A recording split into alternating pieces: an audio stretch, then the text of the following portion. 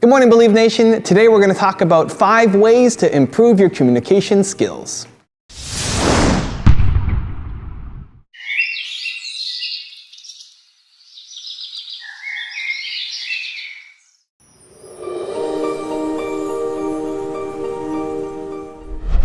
Connecting increases your influence in every situation. For the foundation of the teaching today, I want to make sure that we really have a grasp of why connecting with people is so vital. So if you'll go to the very first sentence in your note, the number 1 criteria for advancement and promotion for professionals is an ability to communicate effectively. That I do believe. I think the ability to connect and communicate is the number 1 criteria for success with your family, with your marriage, with your children, with your friends, in the workplace, the marketplace, in the community. If you have the ability to connect with people, if you can communicate and connect, not just communicate, it takes you and literally gives you and I a decided edge over others in the advancement of what we're trying to accomplish.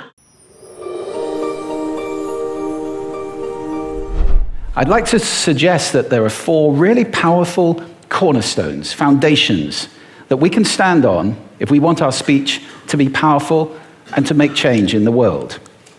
Fortunately, these things spell a word. The word is hail, and it has a great definition as well. I'm not talking about the stuff that falls from the sky and hits you on the head. I'm talking about this definition, to greet or acclaim enthusiastically, which is, I think, how our words will be received if we stand on these 4 things. So what do they stand for? See if you can guess. The H, honesty, of course. Being true in what you say, being straight and clear. The A is authenticity, just being yourself. A friend of mine described it as standing in your own truth, which I think is a lovely way to put it. The I is integrity, being your word, actually doing what you say, and being somebody people can trust. And the L is love. I don't mean romantic love, but I do mean wishing people well. For 2 reasons. First of all, I think absolute honesty may not be what we want. I mean, my goodness, you look ugly this morning. Perhaps that's not necessary. Tempered with love, of course, honesty is a great thing. But also, if you're really wishing somebody well, it's very hard to judge them at the same time. I'm not even sure you can do those 2 things simultaneously. So hail. Also, now that's what you say, and it's like the old song, it is what you say, it's also the way that you say it. You have an amazing toolbox. This instrument is incredible, and yet this is a toolbox that very few people have ever opened. I'd like to have a little rummage in there with you now and just pull a few tools out that you might like to take away and play with, which will increase the power of your speaking. Register, for example. Now, falsetto register may not be very useful most of the time, but there's a register in between. I'm not going to get very technical about this for any of you who are voice coaches. You can locate your voice, however. So if I talk up here in my nose, you can hear the difference. If I go down here in my throat, which is where most of us speak from most of the time, but if you want weight, you need to go down here to the chest. You hear the difference? We vote for politicians with lower voices. It's true. Because we associate depth with power and with authority. That's register. And we have timbre. It's the way your voice feels. Again, the research shows that we prefer voices which are rich, smooth, warm, like hot chocolate. Well, if that's not you, that's not the end of the world, because you can train. Go get a voice coach. And there are amazing things you can do with breathing, with posture, and with exercises to improve the timbre of your voice. Then prosody. I love prosody. This is the sing-song, the meta-language that we use in order to impart meaning. It's route 1 for meaning in conversation. People who speak all on one note are really quite hard to listen to if they don't have any prosody at all. That's where the word monotonic comes from, or monotonous, monotone.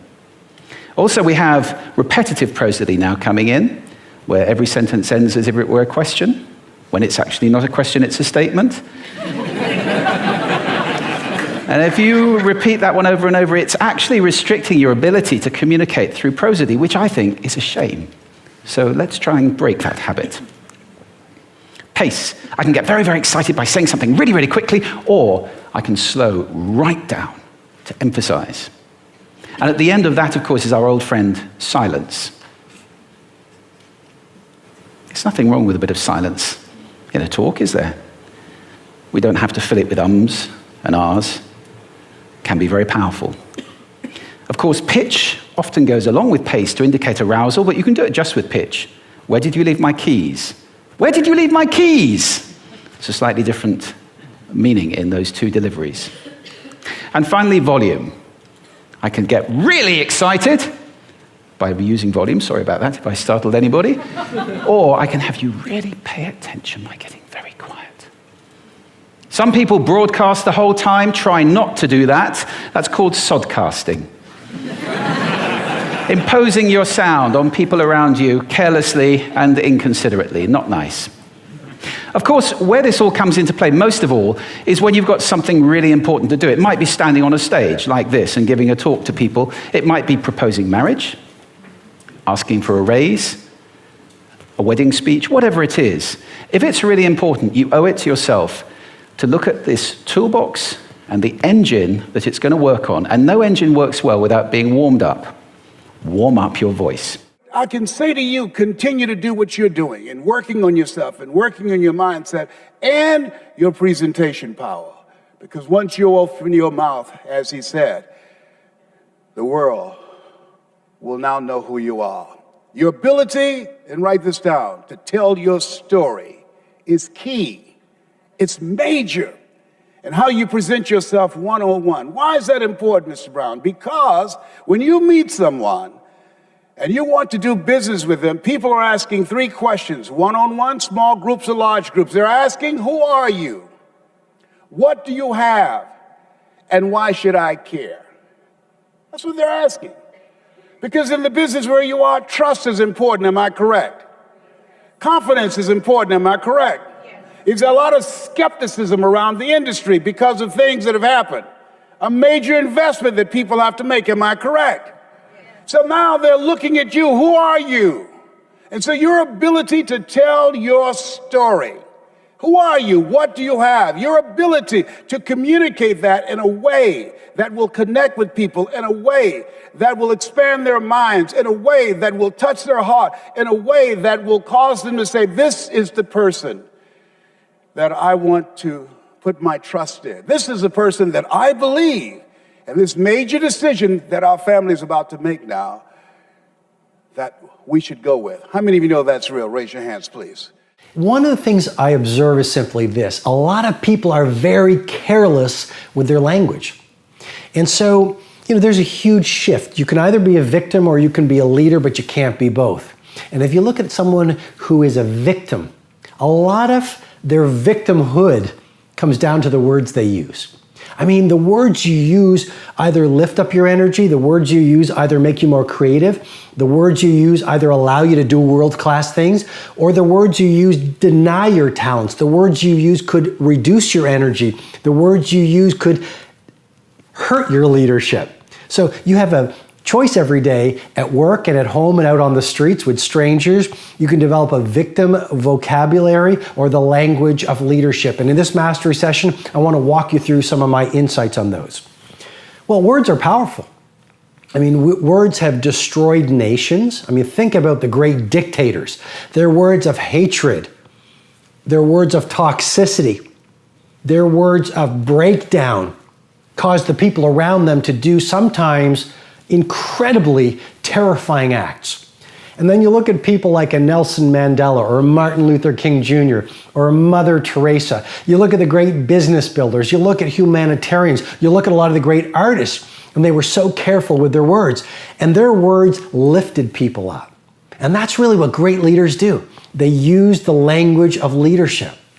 You look at a victim, and they say things like, this is a problem. I've got a problem right here. Or I'm really scared about this. Or I hate that client. Or I hate this work. Or I'm sick of this day. Or I'm exhausted. Or I don't like that. Or she never likes me. It's literally the language of toxicity. And the words you use really are like a context or a framework or a stained glass window on the way you see the world. I mean, here's a game-changing insight. You see the world not as it is, you see the world as you are.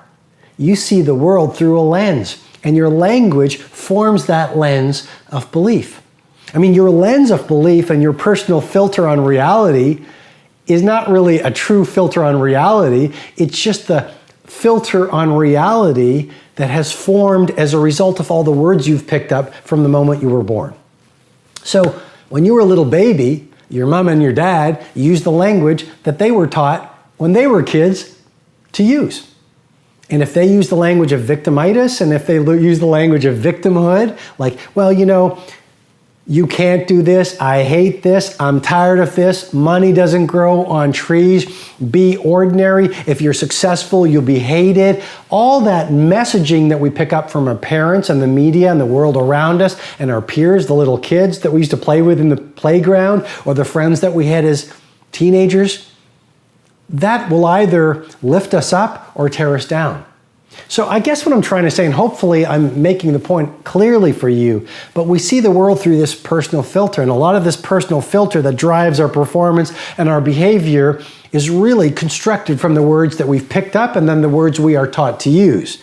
And so the right angle turn for you to create exponential energy, mindset, productivity, creativity, results in the world, results in your life, comes down to, in part, a really intelligent use of your words. And like I said at the beginning of this mastery session, most people are really unconscious about their words.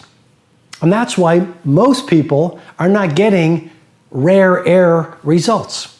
So what are some of the words I encourage you to shift from? Well, don't talk about what you hate to do, talk about what you love to do. Don't talk about problems, talk about opportunities. Don't talk about what makes you tired, talk about what makes you inspired. Don't talk about your past, talk about your future. Don't talk about what broke your heart, talk about what opened your heart. Don't talk about what dispirits you, talk about what you are fueled by. Don't talk about the things within your life that are not working. Talk about the things in your life that are working. Don't talk about your pain. Talk about your pleasure.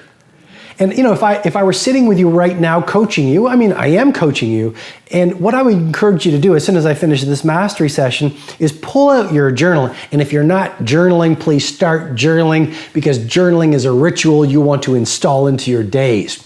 Joan Didion said this: I don't know what I think until I write it down. Think about that. I don't know what I think until I write it down.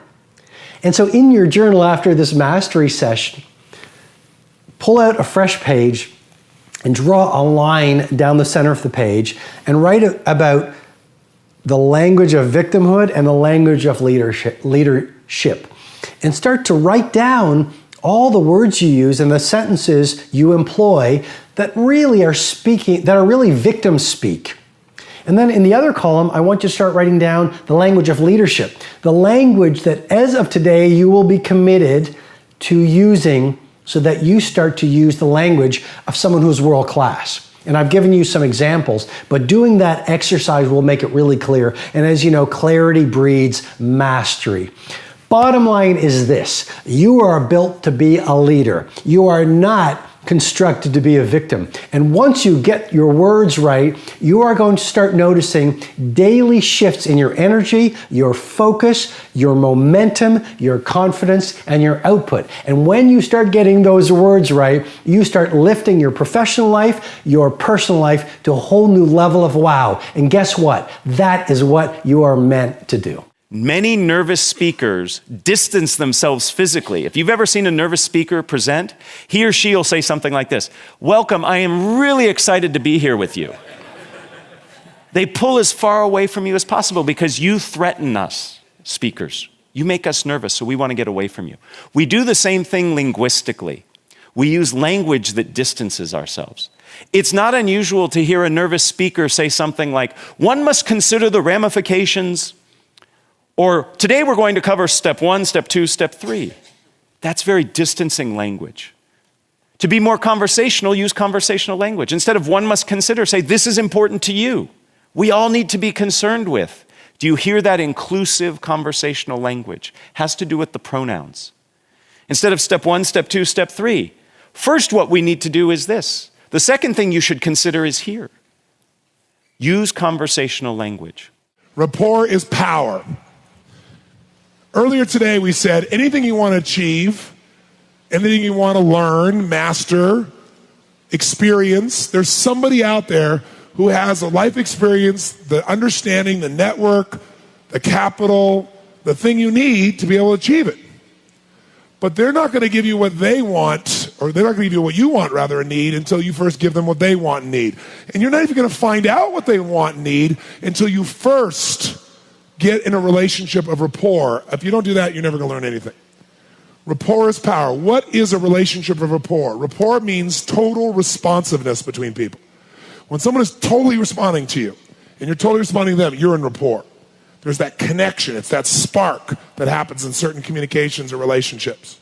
Now, everybody wants to create rapport, have it, but most people only get rapport with people who are like whom? Themselves, and they lose with everybody else, which means you got a very limited world. So we want to take it to a different level. So let's say, for example, if I said to you right now, guys, I want you to go out to a local restaurant or bar, and I want you to meet somebody, and I want you to develop rapport with them, a connection with them. How many feel like you could do that? No problem. Say aye. And if you're not raising your hand, you're probably selling yourself short. Of course you could. How would you do it, though? You'd walk in this restaurant or bar, you meet somebody, and you'd engage them in conversation by asking a few what? Questions. Now, is it possible to ask a few questions and have the conversation go poof and just die? Is that possible? Yes or no? So questions don't create rapport. Questions are a tool we use to dig for something. What are you digging for when you're asking these questions? You're trying to find something in what? That's right. So write in your notes, rapport is created by a feeling of commonality. Rapport is created by a feeling of commonality. Rapport is created by a feeling of commonality. When we feel like we have something in common with someone, there's a spark. Now, here's the problem. If rapport is created by a feeling of commonality, most people try to get rapport by using words. But you've already learned something. What percentage of our communication skills are words? What percentage? 7%, which means you're leaving out 93% of your skills, which is why most people don't get rapport with a large number of people. You know, what do? You walk in a restaurant or a bar and go, hi, what's your name? Where are you from? Why are you here? And the person says, my name's Habib.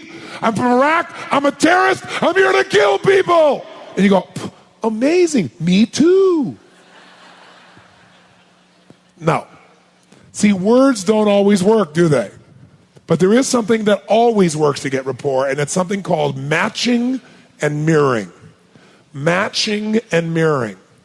Now, matching and mirroring came about 35 years ago when we've all done matching and mirroring our whole lives. But the person who pointed out was Milton Erickson. Dr. Erickson was a genius. What he did was he was a medical doctor, but he also was a psychologist and a hypnotherapist, probably the best that ever lived. And people would come to see him who try to change everything anywhere else in their life, nothing would work. They see him for one session, he'd handle it. And the reason is because he understood something. He understood that you have both a conscious mind and a subconscious mind. And he knew the subconscious is more powerful. It's the part that makes your heart beat 100,000 times a day without having to think about it. So he knew if he could influence your subconscious mind, he could change anything, and that's what he did. But here's how he did it. He had polio, so he was in a wheelchair. So he spent an enormous amount of time studying people.